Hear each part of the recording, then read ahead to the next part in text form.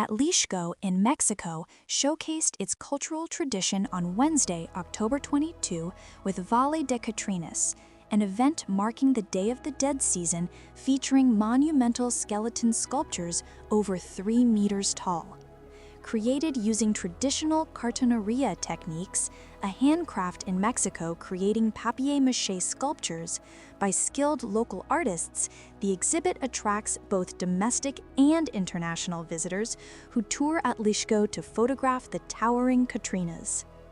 In its 5th edition, the festival pays homage to emblematic occupations such as shoe shiners, potters, tortilla makers, and organ grinders, reflecting Mexico's everyday life.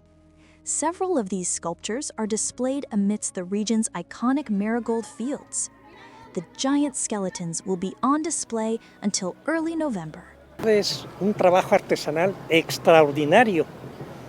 Por lo tanto, reitero, sigamos con estas tradiciones. Y es muy representativo, es parte de nuestra cultura, es parte de nuestra educación.